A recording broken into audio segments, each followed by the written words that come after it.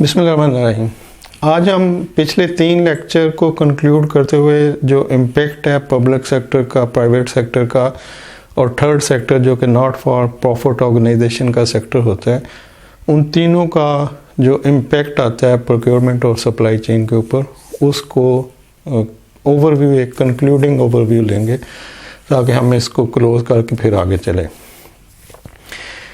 जब भी आप कोई जॉब स्विच करना चाहते हैं तो आप सेक्टर को ज़रूर ज़हन में रखें। अगर आप एक सेक्टर से दूसरे सेक्टर में जाते हैं, जैसे अगर आप पब्लिक प्रोक्योरमेंट के सेक्टर में हैं और प्राइवेट सेक्टर में जाना चाहते हैं, या प्राइवेट सेक्टर से आप थर्ड सेक्टर में जाना चाहते हैं, तो याद रखें कि जो प्रोसेस होगा, जो जैसे कि रिक्विजिशन इशू हो रही है, उस पर वेंडर सोर्सिंग हो रही है, बिडिंग हो रही है या प्राइस कंपैरिजन है, फिर पीए इशू होगा, फिर सप्लाईज होंगी और पेमेंट प्रोसेस होगी।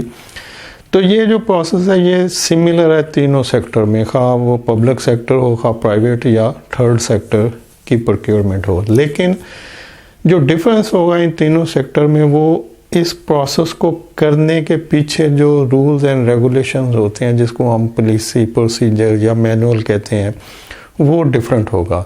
हर सेक्टर का मैनुअल जो होगा प्रोक्योरमेंट करने के लिए वो सेपरेट होगा। उसमें डिफरेंट पॉलिसी प्रोसीजर होंगे, उनकी प्रेफरेंस काम को करने की डिफरेंट होंगी। और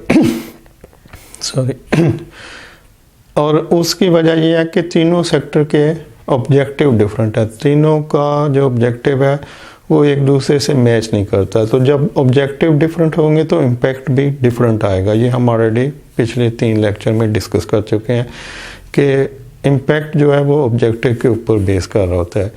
अब अगर हम देखते हैं पब्लिक सेक्टर की प्रोक्योरमेंट को, तो वहाँ पर भी वही रिक्विजिशन आएगी, बिडिंग होगी, टेंडरिंग होगी, पीओ इशू होगा या कॉन्ट्रैक्ट दिया जाएगा, उसके बाद सप्लाईज और पेमेंट प्रोसेस होगा। लेकिन इसको करने के लिए गवर्नमेंट ने एक एसआरओ इशू किया हुआ है, जिसको पेपरा रूल्स कहते हैं, पीपीआरए।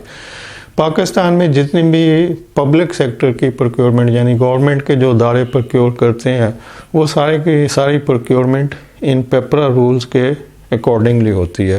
तो इसमें जो भी प्रोसेस अडॉप्ट किए जाएंगे, यानी जो मैनुअल बनेगा या जो प्रोसीजर पॉलिसी होगी, वो उसी पेपरा रूल्स के जो एसआरओ जो इशू हुआ है उसी को समझा जाएगा कि ये पॉलिसी आपने, आपका ये प्रोसीजर है, ये पॉलिसी है, ये मैनुअल है, तो आपने इसी को अंडरस्टैंड करना है, इसी के अकॉर्डिंगली प्रोक्योरमेंट करनी है और सप्लाईज को मैनेज करना है।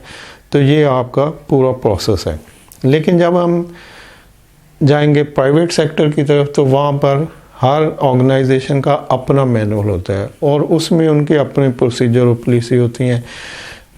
वहाँ पे अथॉरिटी डेलीगेट करने का डिफरेंट प्रोसेस हो सकता है, वहाँ पर पेमेंट साइन करने के डिफरेंट प्रोसेस हो सकते हैं, पीओ साइन करने के process organisation to organisation different हो सकते हैं, वहाँ पे कैश परचेज और क्रेडिट परचेज के प्रोसेस डिफरेंट हो सकते हैं। तो हर ऑर्गेनाइजेशन का जो प्रोसेस होगा कि जी हमने किन रूल्स एंड रेगुलेशन के ऊपर प्रोक्योरमेंट को फोकस करना है, वो डिफरेंट हो सकते हैं। यानी जो प्रॉफिट मेकिंग प्राइवेट सेक्टर होगा, उनकी रूल्स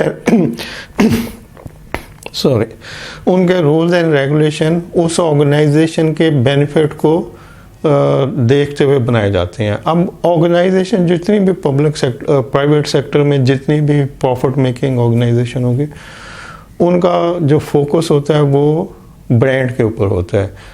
जो पब्लिक सेक्टर की प्रोक्योरमेंट है, उसका फोकस होगा लोगों को फैसिलिटेट करने के लिए, लोगों को मैक्सिमम कंफर्ट देने के लिए, एफिशिएंसी है, इकोनॉमी ऑफ स्केल है और इफेक्टिवनेस है कि जो प्रोजेक्ट स्टार्ट किए जाते हैं वो हमने किस पर्पज़ के लिए स्टार्ट करने हैं, उनसे कौन से लोग मुस्तफ़ीद होंगे, उनसे कौन सी चीज़ें, उनको फैसिलिटी क्या मिलेंगी, और फिर जब प्रोजेक्ट कंप्लीट होता है तो फिर उसकी इफेक्टिवनेस को कंपेयर किया जाता है उस एफिशिएंसी के साथ जो कि आपने प्रोजेक्ट स्टार्ट से पहले लिखी होती है कि हम ये चीज़ें लोगों को देना चाहते हैं। तो उसके बाद फिर इफेक्टिवनेस लिखी जाती है। अब क्या कि ये उतना इफेक्टिव प्रोजेक्ट हुआ है।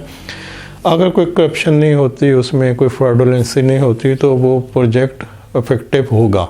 लेकिन अगर दरमियान में कुछ करप्शन इन्वॉल्व हो जाए तो फिर इफेक्टिवनेस उसी रेशो से कम हो जाएगी जितनी उसकी एफिशिएंसी पेपर में प्लान की गई थी।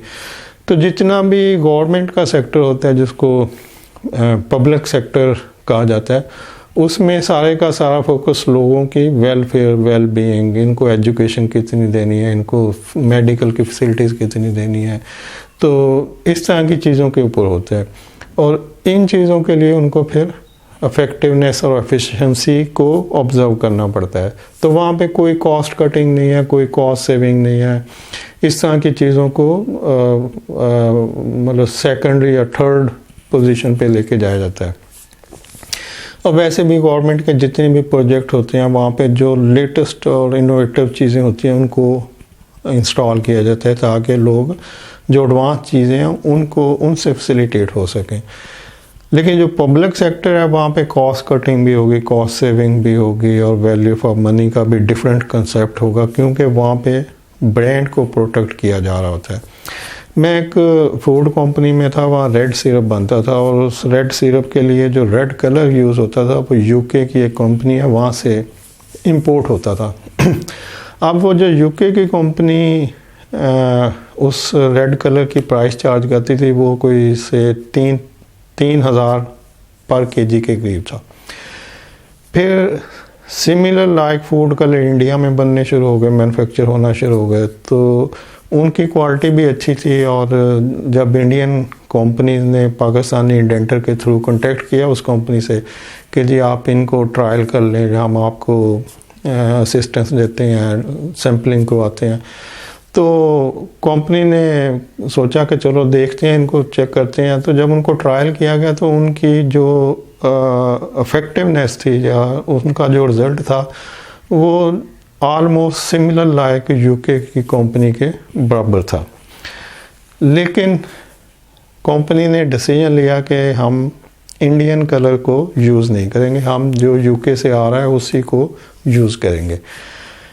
जबकि प्राइस में कोई 2/3 का डिफरेंस था। जैसे अगर इंडिया का वो जो यूके का कलर था वो 3,000 रुपये किलो आ रहा था, तो इंडियन कलर 1,000 रुपीज़ पर केजी में दस्तयाब था। अब ये बेसिक रॉ मटेरियल था जो जिसकी कोई एनुअली हैवी कंजम्पशन होती थी, और उस पर ड्यूटीज़ और उसके प्रोसेस वो सारे भी काफ़ी कॉस्टली थे।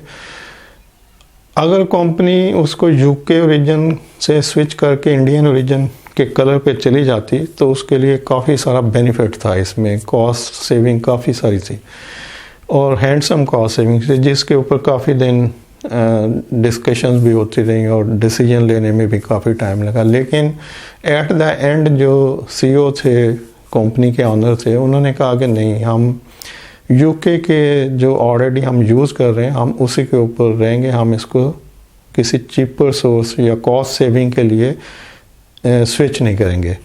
और उसके पीछे रीज़न ये थी कि जितनी भी इंडियन कंपनी थी, पॉसिबल है चूँकि ये इन्होंने न्यू मैन्युफैक्चरिंग शुरू की है, अभी इन्होंने स्टार्ट लिया है, हो सकता है ये, या हम लोग उनको इतना अच्छी तरह नहीं जानते कंपनी की स्ट्रेंथ क्या है, हो सकता है जो ट्रायल सैंपल है उसका कुछ और रिज़ल्ट हो, लेकिन जब रेगुलर सप्लाई आए तो उसमें कुछ रिज़ल्ट कम आ जाए, तो हम अपने ब्रांड को रिस्क पे नहीं लगा सकते। हम सिर्फ कॉस्ट सेविंग के लिए ब्रांड को रिस्क पे नहीं लेके जा सकते। तो कंपनी कहीं पे ज़्यादा लंबा अरसा ना चल सके या लंबा अरसा तक हमें सप्लाई ना कर सके या बाद में रेट इंक्रीज़ कर ले या कुछ भी प्रॉब्लम हो सकते थे। जो आपके रेगुलर सप्लायर्स होते हैं जिनसे आपकी स्ट्रेटेजिक रिलेशनशिप होती है, जो आपको एक लंबे अरसे से पीछे से सर्व करते आ रहे होते हैं और वो आपको वो चीज़ें दे रहे होते हैं जो आपके ब्रांड की स्ट्रेंथ होती है।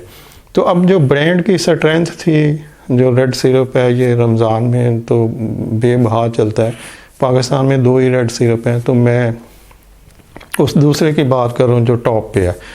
और ये रिसेंटली इसकी लाइफ 30-35 साल से ज़्यादा नहीं है, जबकि दूसरा ब्रांड जो है 100 साल से ज़्यादा का ब्रांड है और इस दूसरे ब्रांड ने जो 30 साल का है इसने उसको पीछे छोड़ दिया।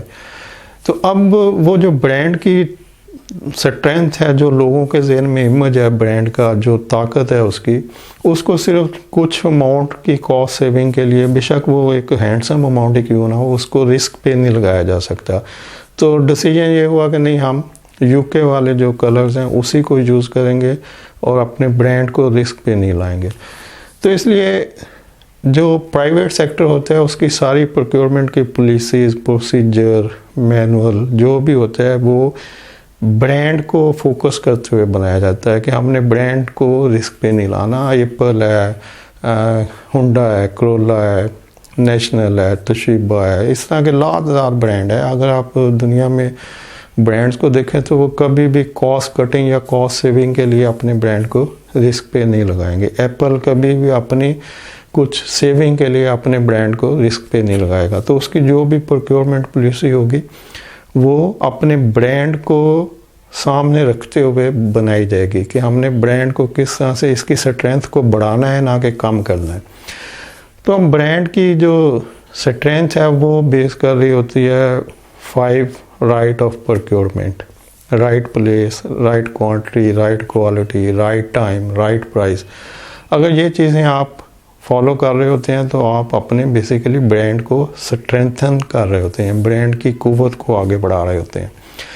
तो जितना भी प्राइवेट सेक्टर होगा, जो प्रॉफिट मेकिंग सेक्टर होता है, जो प्रॉफिट के लिए काम कर रहा होता है, बेसिकली वो अपने ब्रांड की ताकत को बढ़ा रहा होता है। जितना ब्रांड ताकतवर होगा उतनी मुँह मांगी प्राइस आप ले सकते हैं, और मुँह मांगी प्राइस का मतलब है कि बेबाक प्रॉफिट उसमें आपका शामिल होता है। और पर्पज़ क्या है प्राइवेट सेक्टर का? Profit, profit and profit. तो इस तरह से जो भी प्रोक्योरमेंट की पॉलिसीज़ बनेंगी वो ब्रांड की बेस के ऊपर ब्रांड को फोकस करते हुए बनाई जाती हैं कि जो भी रॉ मटेरियल है वो क्वालिटी कॉन्शियस होंगे और जो भी जनरल आइटम है वो प्राइस कॉन्शियस होंगी। जो प्रोडक्ट के अंदर चीज़ें यूज़ हो रही हैं, वो कोई इंग्रेडिएंट्स हैं, पैकिंग मटेरियल है, वहाँ पे हाईएस्ट क्वालिटी को मेंटेन किया जाएगा। वहाँ पे कॉस्ट कटिंग, कॉस्ट सेविंग का कोई कंसेप्ट नहीं होता। लेकिन जो जनरल आइटम है वहाँ पे कॉस्ट कटिंग भी होगी, कॉस्ट सेविंग भी होगी। वहाँ पे जस्ट यूजेज को देखा जाता है, कंफर्ट को देखा जाता है। अगर आपको एक ब्रांड का गद्दा ज़्यादा कीमत में मिल रहा है, दूसरे ब्रांड का गद्दा कम कीमत में मिल रहा है, जबकि कंफर्ट दोनों की एक जैसी है, तो फिर आप जो कम कीमत का गद्दा है उसको प्रेफरेंस देंगे, क्योंकि ये जनरल आइटम है, ये आप जनरल यूज़ में ले रहे हैं। लेकिन जब आप फूड की तरफ जाएंगे कुछ खाने के लिए, तो फिर आप क्वालिटी फूड को प्रेफर करेंगे, वहाँ पे आप कॉस्ट को कंसिडर नहीं करेंगे। तो इस तरह से जो प्राइवेट सेक्टर है वो ब्रांड के बेस के ऊपर अपनी पॉलिसी और प्रोसीजर बना रहा होता है, और जो पब्लिक सेक्टर है वो लोगों को कितना इफेक्टिवली और एफिशिएंटली और इकोनॉमी ऑफ स्केल की बेस पे ऊपर जो प्रोजेक्ट हैं वो बन रहे होते हैं उसके ऊपर फोकस कर रहा है। वो भी कॉस्ट कटिंग और कॉस्ट सेविंग को फोकस नहीं करता। और नंबर 3 है थर्ड सेक्टर। थर्ड सेक्टर की procurement almost free of cost होती हैं। जैसे कि जिस तरह से लोग पैसे डोनेट करते हैं, ऐसे लोग प्रोडक्ट भी डोनेट करते हैं। कोई हॉस्पिटल है, कोई मॉस्क है, कोई स्कूल है, या कोई भी जो भी कॉज है किसी नॉट फॉर प्रॉफिट ऑर्गेनाइजेशन की, वो जब अपनी कॉज किसी को बताते हैं तो जो पैसे ले सकता है वो पैसे देता है, जो प्रोडक्ट दे सकता है वो प्रोडक्ट देता है। अगर मैं कोई इलेक्ट्रिकल फ़ैन सप्लाई कर रहा हूँ और मेरी मस्जिद को 10 पंखों की ज़रूरत है, तो और मौलवी साहब ऐलान करते हैं, तो मैं उन्हें कहूँगा जी कि मैं आपको 10 पंखे बुझवा दूँगा, फ़िक्र नहीं करें, और आप कोई पैसा ना दें। या अगर मैं नहीं दे सकता तो मैं कहूँगा जी आप मार्केट से ना ख़रीदें, हम जो है इतनी प्राइस के ऊपर ख़रीदते हैं, इतना हमारा प्रॉफिट होता है, तो टोटल प्राइस हम ये चार्ज करते हैं, आपसे जो हमारी बाइंग प्राइस है वो पे कर दीजिएगा, प्रॉफिट हम नहीं लेते तो मैं आपको भिजवा दूँगा। तो इस तरह से जितनी भी नॉट फॉर प्रॉफिट ऑर्गेनाइजेशन होती हैं वो चैरिटी पे, डोनेशंस पे चल रही होती हैं, और उन चैरिटी और डोनेशन में सिर्फ पैसे नहीं होते, उनमें प्रोडक्ट्स भी होती हैं। तो किसी भी नॉट फॉर प्रॉफिट ऑर्गेनाइजेशन को जब किसी प्रोजेक्ट के लिए बाइंग की ज़रूरत होती है तो मोस्टली वो बाइंग उनके जो अपने मेंबर्स होते हैं या डोनर्स होते हैं उन्हीं से पूरी हो जाती है। लेकिन फिर भी अगर उनको मार्केट से प्रोक्योर करना पड़ता है तो वो मार्केट में जितनी भी जनरल सप्लायर्स होते हैं, जब उनको समझ आती है कि ये नॉट फॉर प्रॉफिट ऑर्गेनाइजेशन है, तो वो अपने प्रॉफिट को मिनिमम लेवल पे रखते हुए उनको एक कम बेहतर प्राइस, लोएस्ट पॉसिबल जो होती है वो ऑफ़र कर देते हैं, जिससे उनकी कॉस्ट कटिंग और कॉस्ट सेविंग का पर्पज़ पूरा हो जाता है और जो प्रोजेक्ट के लिए रिक्वायरमेंट्स होती हैं वो भी पूरी हो जाती हैं। यहाँ पर मोस्टली लोग जो हैं नॉट फॉर प्रॉफिट ऑर्गेनाइजेशन में वॉलंटियर होते हैं, वो बगैर किसी सैलरी के काम कर रहे होते हैं, या अगर सैलरी ले रहे होते हैं तो सिर्फ वो लोग होते हैं जो कि हाईली क्वालिफाइड होते हैं, एक्सपर्टीज़ होते हैं, जिनकी एक्सपर्टीज़ को नॉट फॉर प्रॉफिट ऑर्गेनाइजेशन को ज़रूरत होती है, तो वहाँ पे वो किसी को हायर करते हैं और कुछ पे करते हैं, लेकिन वो भी एक टोकन मनी होती है। और मोस्टली लोग अदरवाइज़ जो है वो उस काज की पर्पज़ को पूरा करने के लिए, जो भी काज पीछे होती है उस ऑर्गेनाइजेशन की, उसको पूरा करने के लिए काम कर रहे होते हैं। जैसे अगर किसी नॉट फॉर प्रॉफिट ऑर्गेनाइजेशन की काज है कि जी हमने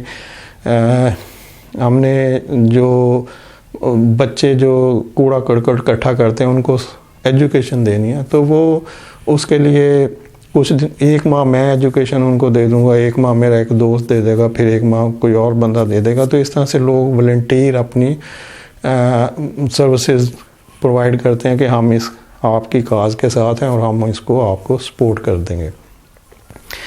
लेकिन इसके बावजूद कि नॉट फॉर प्रॉफिट ऑर्गेनाइजेशन का प्रोसेस सिंपल होता है, लोग उनको डोनेशन चैरिटीज़ में चीज़ें दे देते हैं जो उनकी बाइंग की रिक्वायरमेंट होती हैं या सस्ती दे देते हैं। इसके बावजूद वहाँ पे जो ट्रांसपेरेंसी है, मॉनिटरिंग है, अकाउंटेबिलिटी है, ये स्ट्रॉन्ग प्रोसेस इसके अवेलेबल होंगे। और ये सेम ट्रांसपेरेंसी, अकाउंटेबिलिटी और मॉनिटरिंग के प्रोसेस पब्लिक सेक्टर में भी होंगे, क्योंकि वहाँ पे भी मनी को जो इम्पेक्ट है, जो करप्शन, फ्रॉडुलेंसी है, वो तीनों जगहों पे पॉसिबल है। गवर्नमेंट सेक्टर में भी, जो पब्लिक सेक्टर है, प्राइवेट सेक्टर में भी, और नॉट फॉर प्रॉफिट ऑर्गेनाइजेशन के सेक्टर में भी।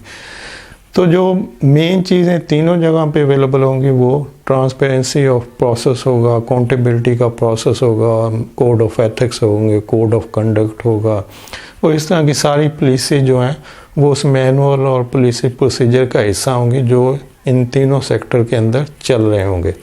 लेकिन उनके अलावा जो प्रोक्योरमेंट आपने किस तरह से करनी है, उसके पीछे जो प्रोसेस चल रहे होंगे, रूल्स रेगुलेशन, वो तीनों जगह पे डिफरेंट होंगे। पब्लिक सेक्टर के लिए सेपरेट होंगे, प्राइवेट सेक्टर के लिए और होंगे, और नॉट फॉर ऑर्गेनाइजेशन के लिए डिफरेंट होंगे। और डिफरेंट इसीलिए होंगे क्योंकि उनके